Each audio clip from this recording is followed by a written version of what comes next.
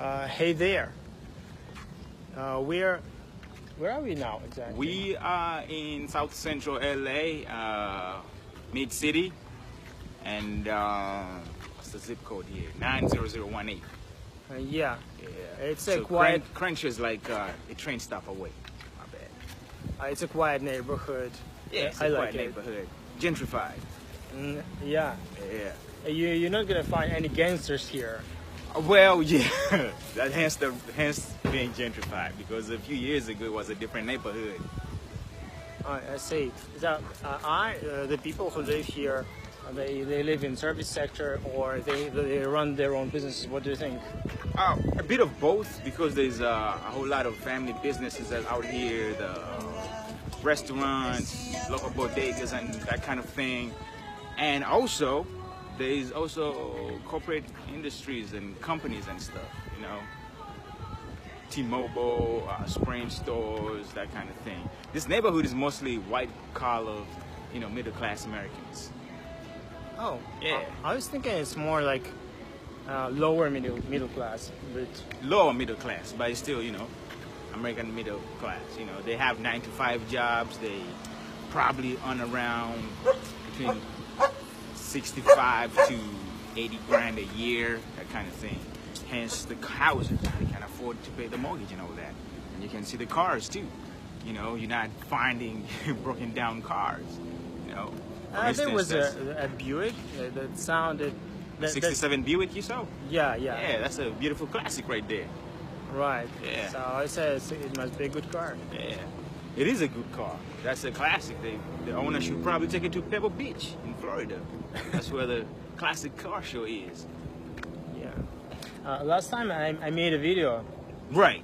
You appeared as, you know, like first you were like playing a type of a gangster, like yo man. Right. Gangster. Yeah. I really want to know what gangster means to people overseas. I really want to know.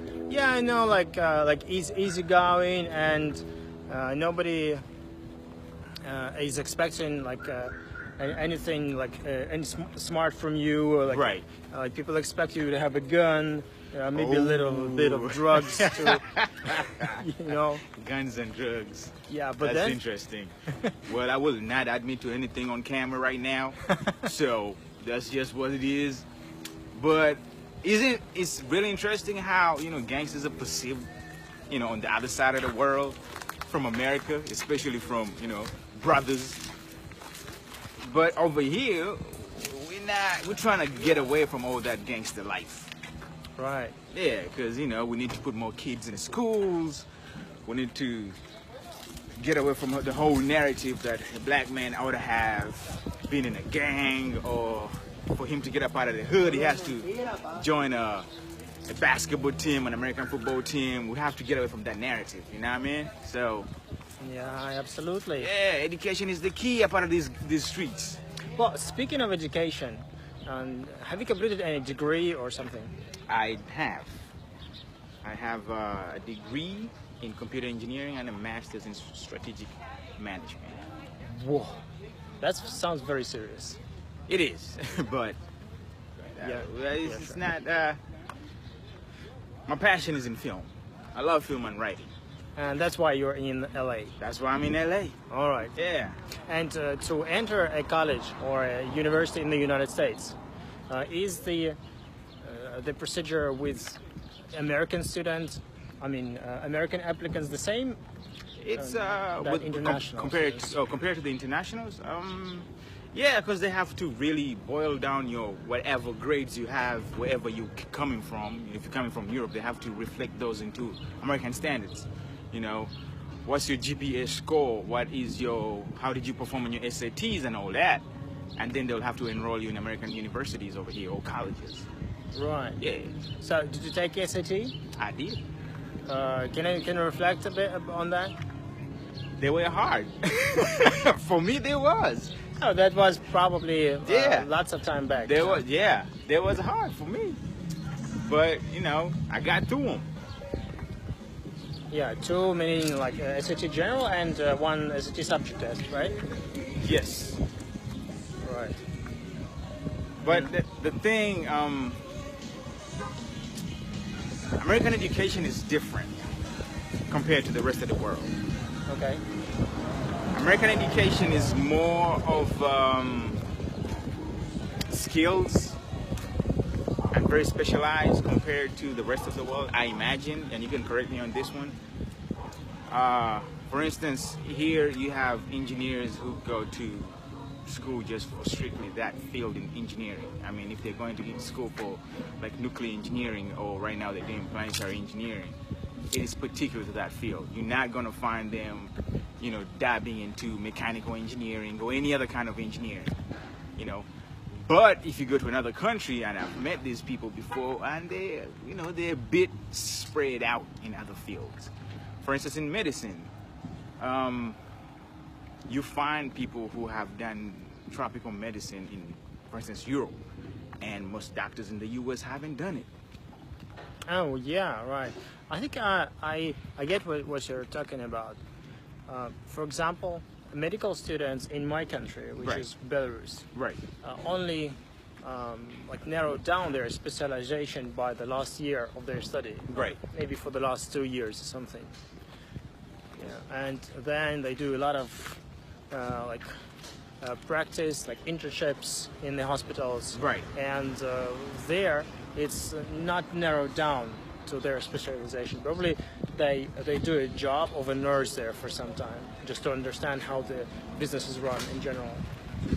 I guess that works, I guess, you know, because I think, you know, with any field, if you're getting up into it, you ought to know the basics of how it works, why it works like that, and then the student will then be able to make an informed decision if they can, you know, change it, you know?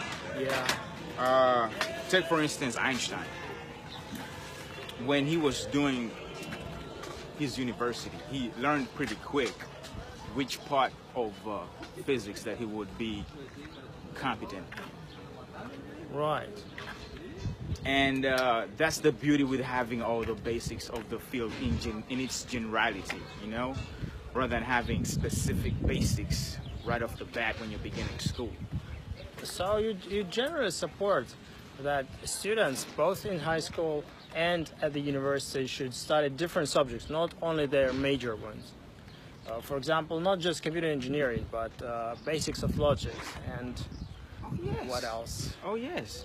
Like for maybe me, philosophy or something. yeah, but for me, I'm a huge advocate of education, huge. And for that question, I think it depends on how the country really wants to be run in the next, you know, couple of years. Say, for instance, America wanted to launch its fourth industrial revolution, all right, in the next 50 years. America would have to sit down and really question themselves, what do we want to lead the world in when it comes to industry? You know, these were the same questions Japan asked themselves in the Second World War. And the answers to that question informed the kind of subjects that they were being taught in schools at that time. You know, and besides that, if you have a very general kind of syllabus to a curriculum, Yeah. you can't answer those questions. Right. You can't have a very competent workforce. Yeah, but what strikes me is that we, for example, there in Europe, have a lot of these subjects, and school kids, they are totally dying of these subjects. They have all types of them. They have Russian language, Belarusian language is a separate subject, literature, and then all types of science subjects, of course, like biology. Right. Yeah, and some parts of biology, although useful, like potentially useful if they pass exams like SAT biology, or Right. for example, what else? Even in TOEFL. Chemistry, Yeah. physics. Right, so they have to master everything. Yeah, and they end up But doing why this do they like, have to for master 18 everything? hours. Because they want better grades, and they can at least dream of a scholarship in a US university. I mean, yeah, the scholarships are there, but then at the end of the day, you have to look at the big picture of what the world is becoming. Where where's the next universal paradigm going? When I say that, I mean, where are we going as the world in terms of, you know, production, industry, in terms of business, financial understanding and intellect and all that? I think where we are going as the country, as the world, should be a very governing factor when it comes to designing a syllabus in any school, anywhere in the world. Say, for instance, if Russia was trying to become the next big country when it comes to Bitcoin, they have to put that in their syllabus right off the bat from kids in second, third, or even fifth grade. You know, that way when kids are 18 years old, they are going toe to toe with Wall Street wolves and all that. You can't, you know, have a young mind like that, very spread out, trying to have disciplines in different types of fields. It has to have a particular field it goes into, even though it can, you know, dab a bit in other fields just to know what's happening. But for you to have a productive workforce as a country, you have to have a very specialized syllabus. Yeah, but let's look at it from the perspective of athletes, young sportsmen. Yeah. So I know that there are two ways. One way is to build a strong personality on the long term, Right. Which potentially will be physically fit, Right. and healthy and stuff. So this personality should be from the youngest age, trade general physical culture. Not just specific skill set, for example, to train an ice skater or a professional football player, Right. but you like very general. And the other is the opposite way, to be proficient in matters of the mind, intellect. no, to be proficient in the same, but in a very narrow way. Okay. Specifically, like they design children, like youngsters, before they grow older. So they design them to score medals, or like to achieve like in a very narrow, very specific type of like game, whether it's like sports. this figure ice skating, Yeah. then they really go into that field and they become the masters in that field. Yeah, but there they burn out very quickly, and also they like they work like hell.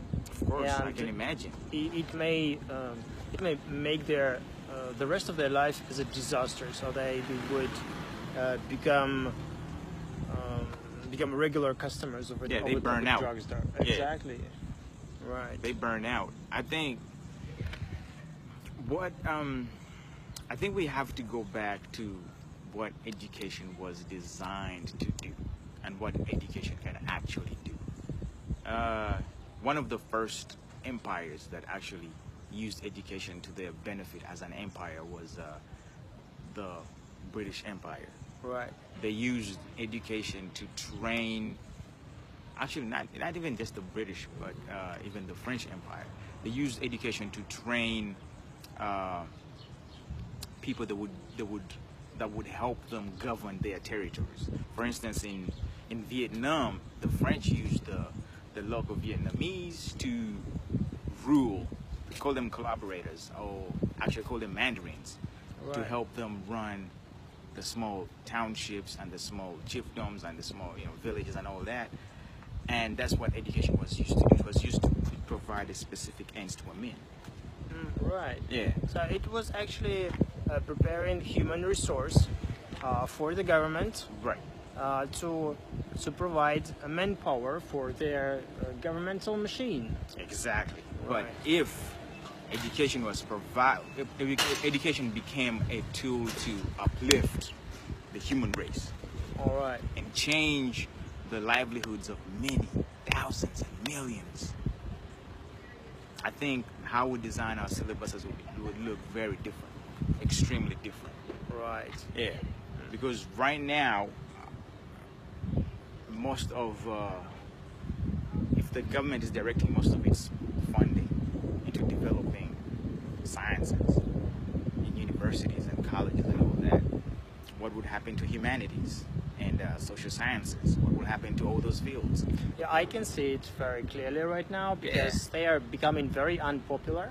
Exactly. and many students deem them obsolete because everything will be done by AI very soon. Real quick, Yeah. real quick, and the power of the let's say the next power of the 1% is going to come from those who own tech industries and who own different algorithms to whatever app we use, be Facebook, Twitter, or anything.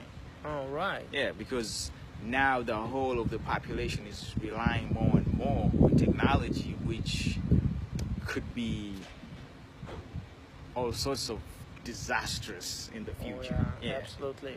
But we don't know that. Even Elon Musk, who is how many thousands kilometers away from us? Right now, he's quite far away, actually. I'm not sure where he at, but he himself said he can't trust AI. Yeah. You know, personally, do I trust AI? For me, I'm sort of split in between.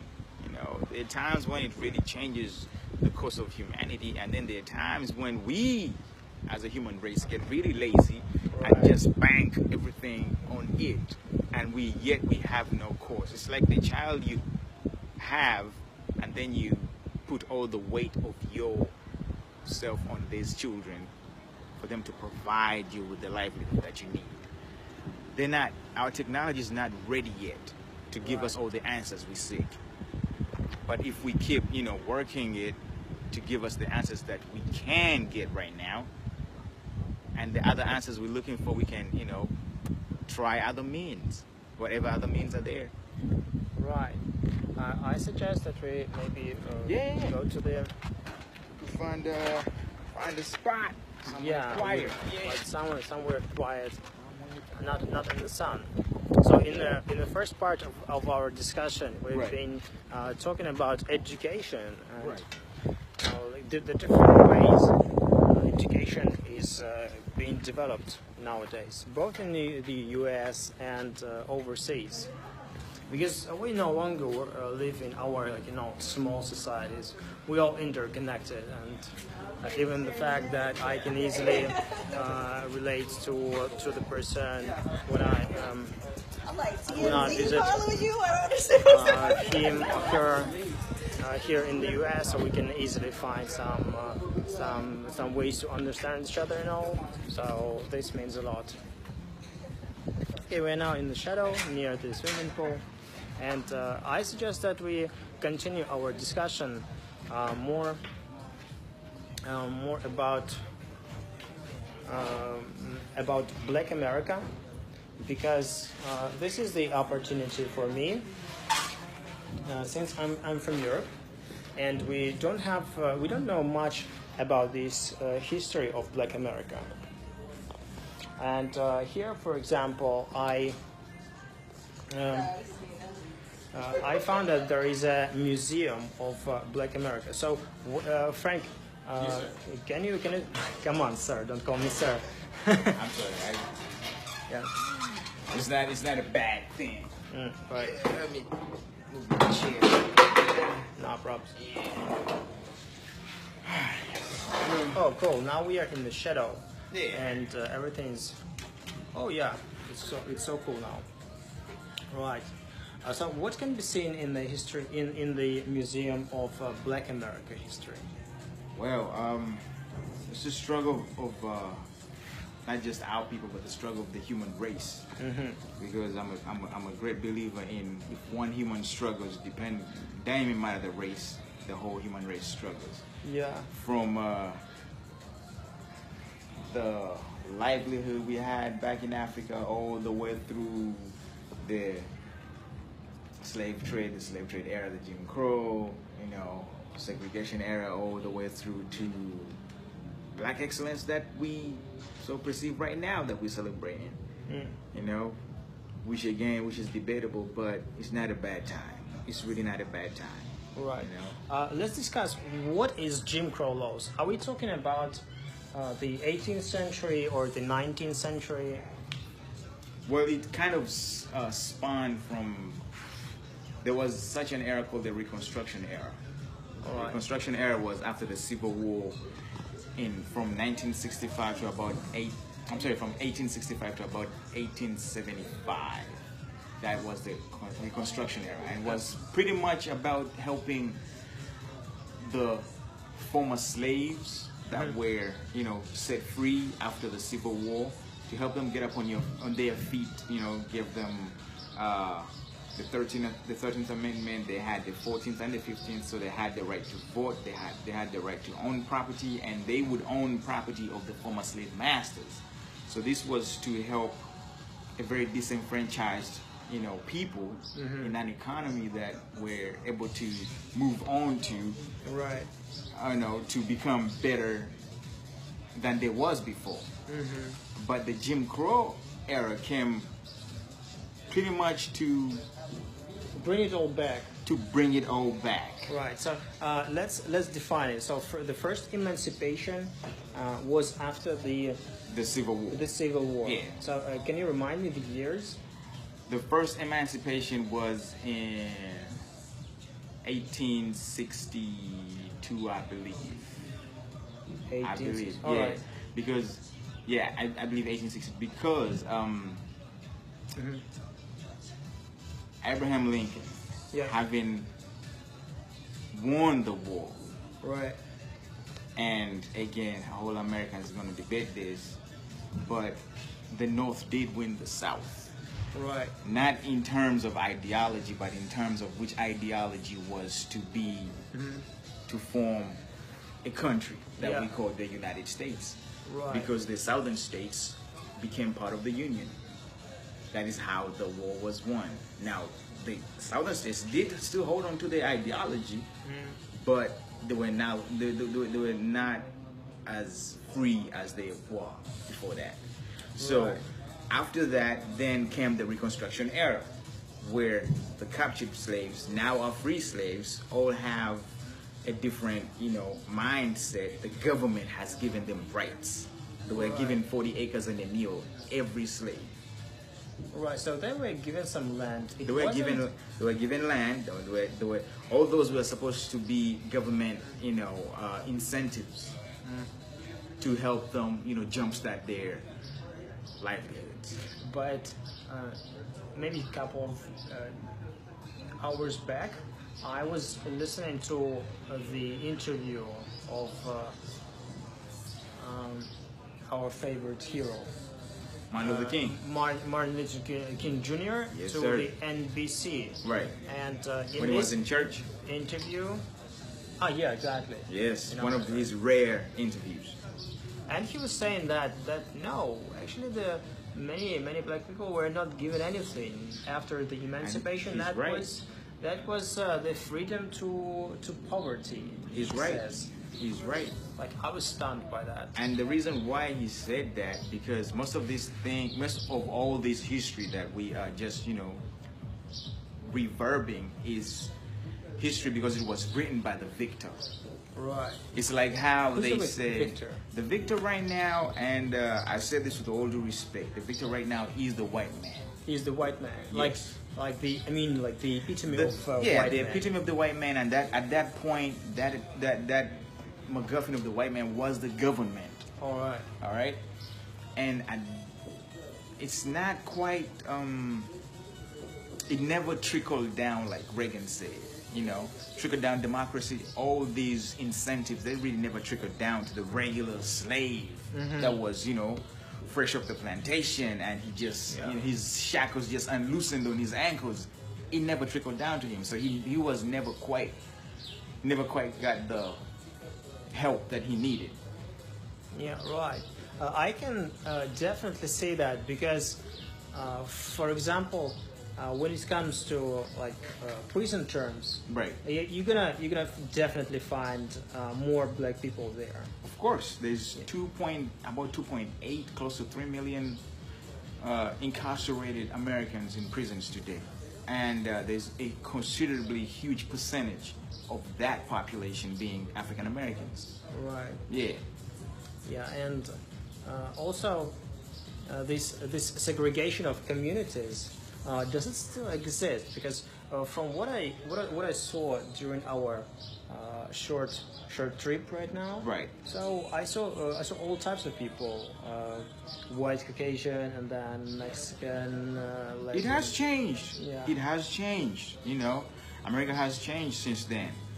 But now the people that get caught between now, what I would call the original black place in terms of the economics of the country and all that.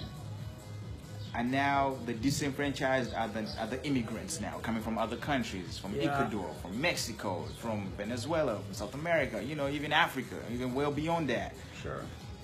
Because they don't have the money and the financial capability to, you know, transform their lives to come to the suburbs or have a regular 9 to 5, because we as a country have a very difficult or a very uninformed perspective when it comes to immigration.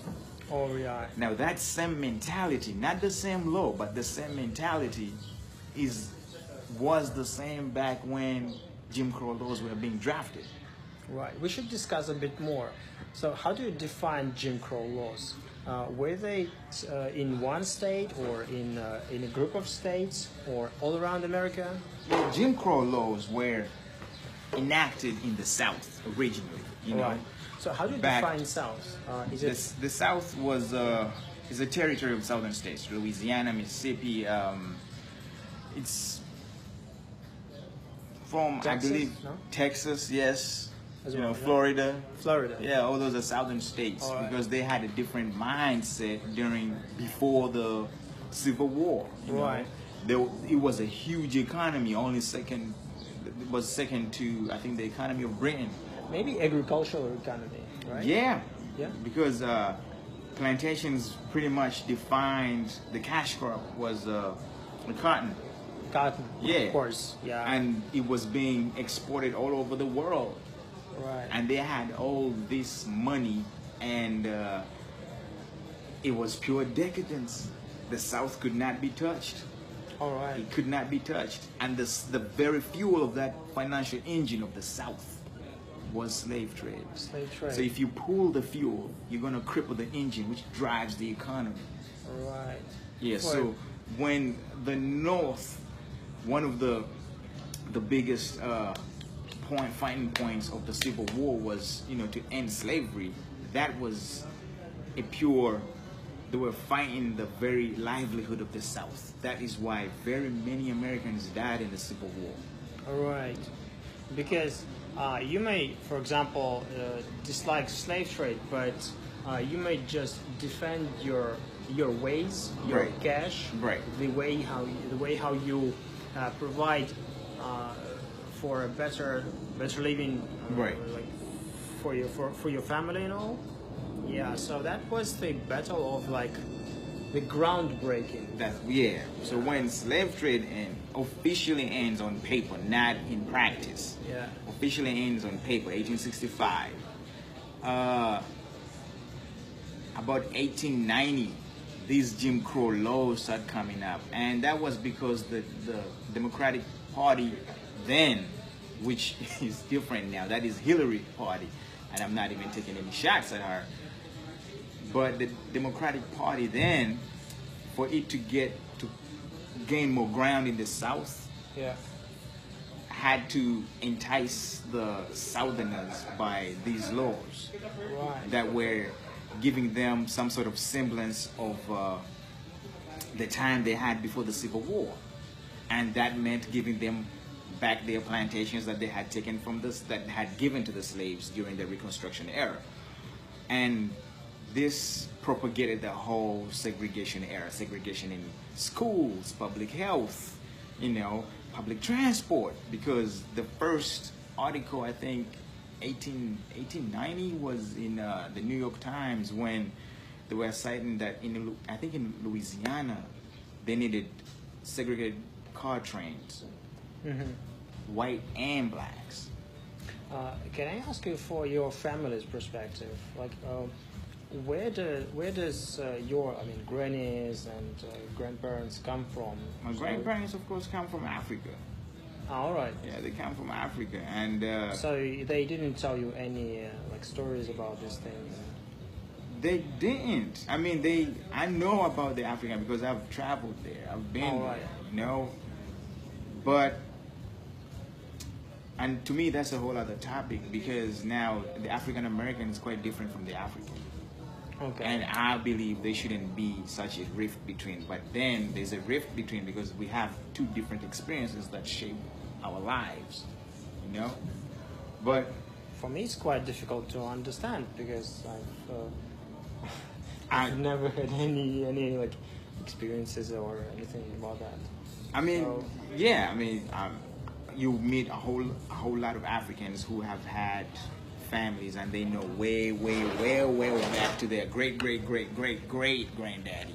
Yeah. You know, there's a whole lot of African Americans that do not have that privilege, and Right. it's not, you know, when it comes to matters of identity, when it comes to matters of, you know, your personal reverence and your esteem as a human being, for you to know that your lineage is not quite full like, you know, any other races. It's a bit impeding to the human soul. Yeah. Right. Is Martin Luther King your personal hero? Of course, he is one of my personal heroes, and I didn't. When I was growing up, he wasn't. He was. When I was growing up, my personal hero, he still is personal to me, was Malcolm X. Can you a bit elaborate on Malcolm him? X. Because there's some mentioning of him on television, in YouTube. Yes. But not much in those SAT passages where I got this information from. Because he's a different kind of freedom That's- fighter. By the way, the 4th of July. So don't get scared. 4th of July. He's a different kind of freedom fighter. Martin Luther King, his whole struggle and how he fought for the rights of man and the advancement of the colors was shaped by his morals, which were shaped by what he believed in, his faith, which was Christianity. And it was more of peace before conflict, Meaning you non-violence. cannot kill. Exactly, non-violence. And he quite won very many hearts with that kind of perspective, which he actually inherited from Mahatma Gandhi in India. Yeah, because before that, there's actually a picture floating around online of Martin Luther King in his office, and in the background there's a picture of Mahatma Gandhi. So now you could see where his influences come from, So that it's weird how interconnected the human soul is, regardless of where we all come from. Yeah. But in these terms, sorry, I'm No, it's all right. I'm interrupting you. In these terms, just imagine if these two guys were promoting violence. For example, if like Indian people right. had taken the path of violence to Right. liberate themselves from the British, Right. can you imagine what could have happened? I mean, they tried. Did they? They tried because the Indians did not have an easy time as well under the British, because first of all you have to understand India was one of the biggest engines of the British economy way back then, because everywhere the British Empire would go, exactly like in Africa, they would bring Indians to build.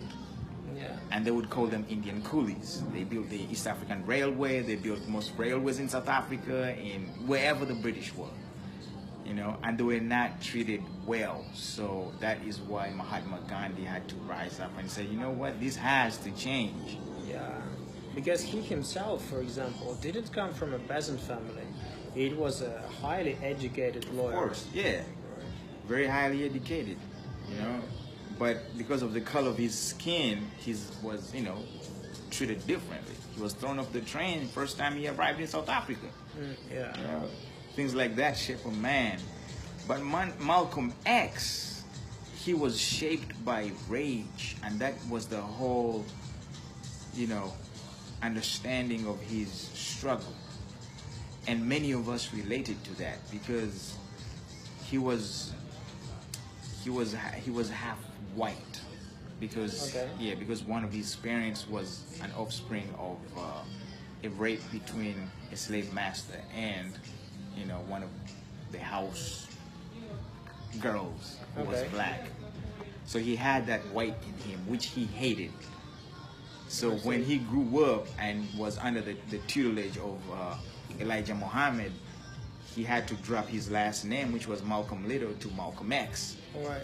And he had so much of a strong rhetoric that it inspired this very meek, the meek personalities that we had as black people before that. He just rose up to become, okay, we have to stand up for our rights, which he was right. We have to stand up for our rights, just like if someone, you have the right to defend yourself. That's what he was saying. You put your hand on me, I will make sure you never put your hand on anybody else. So he was the advocate of that kind of rhetoric, and it inspired many, like Harry P. Newton, and the Crips, and many of us young brothers. We grew up Malcolm X being that voice that we can always beckon to when we need to stand up for our rights, because we all thought when we were growing up that Martin Luther King was playing it way too cool, but no, he wasn't. He suffered. Well, he died.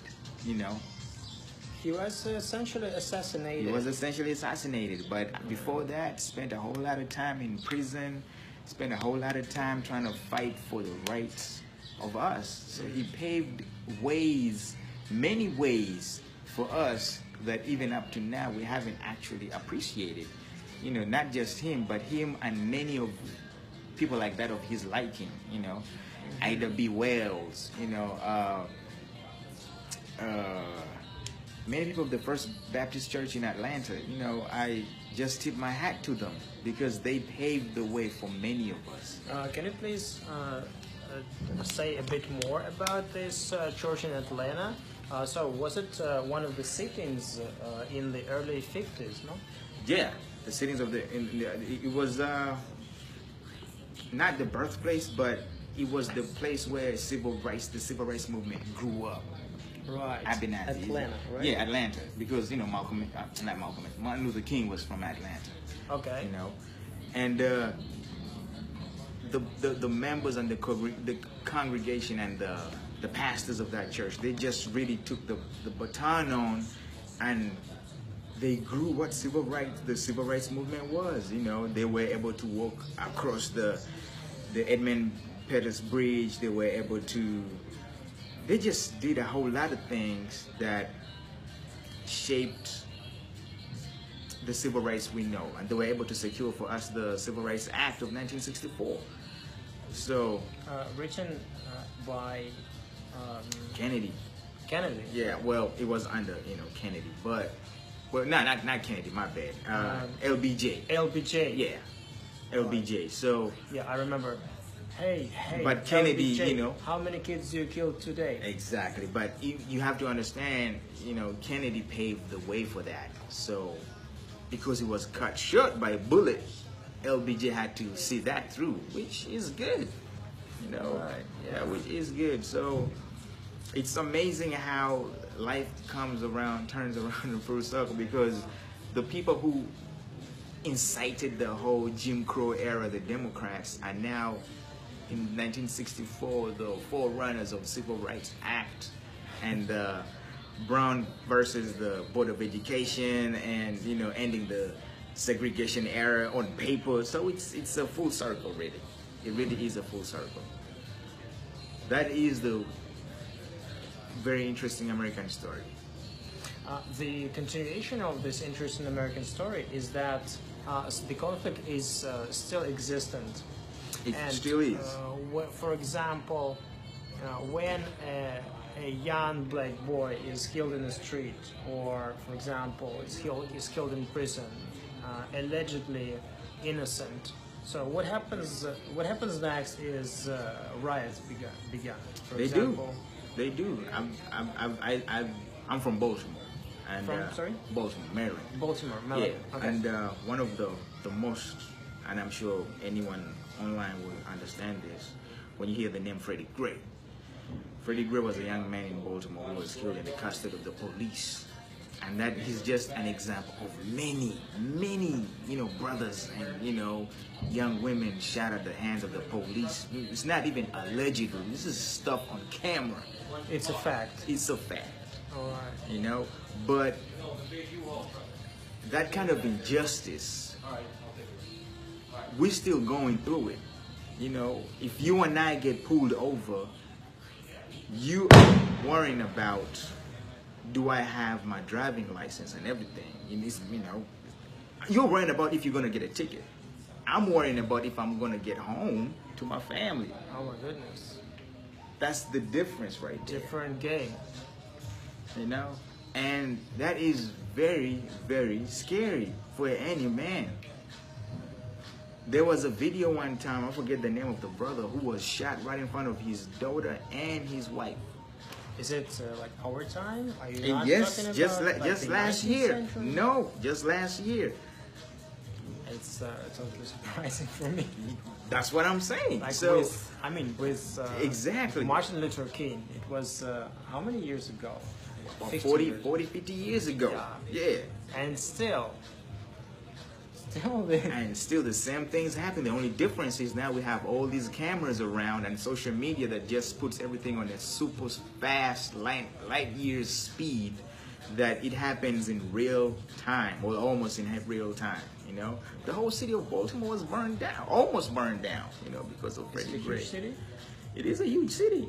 And you're saying it was almost burned? Not literally burned down, but riots broke out. Oh, yeah. Yeah, riots broke out, and it was crazy. Same thing in Ferguson. It was crazy. Ferguson, you mean the station, which is the next from Western? No. Ferguson in the south, not the station. It's a city, right? It's a city, yeah. All right. So, it's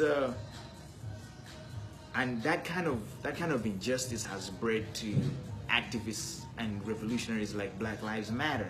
When they say Black Lives Matter, they don't mean that not all lives matter, but not all lives are being shot down in the streets. Yeah. All right, all lives may be stopped and searched and all that and let go eventually, but some lives do get shot.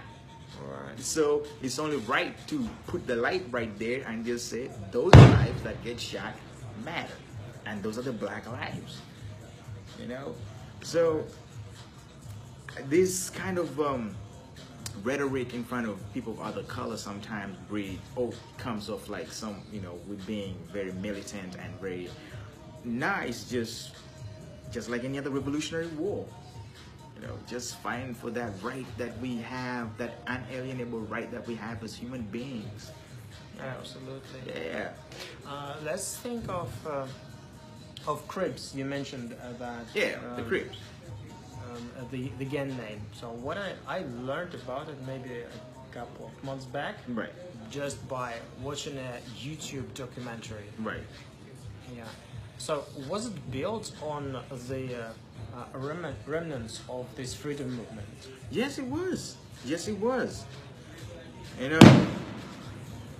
Out here in America, we, especially people, of our color, we have kind of lost hope in law enforcement, especially the police, and so we rallied and organized ourselves into community police. That, for instance, in South Central, you'd have, and they do the same thing in Africa too. It's just under a different name, but it's the same idea.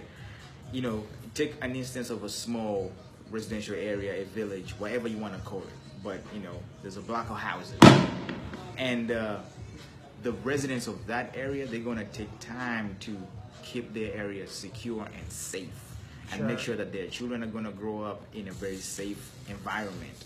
So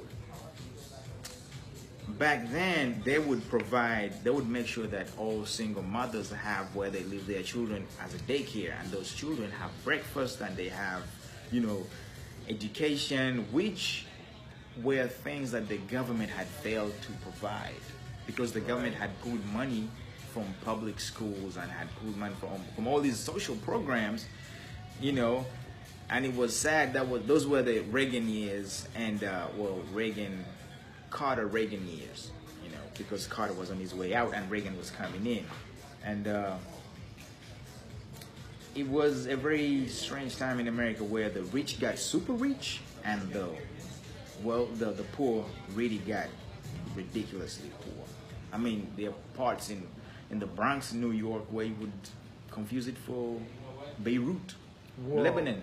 Right. You know, run down buildings, almost shot out. You know, serious level of dilapidation that, you know, you could not think it's America. Non-go areas and Exactly. run down buildings. Exactly. Inner city madness. You know? Right. So yeah.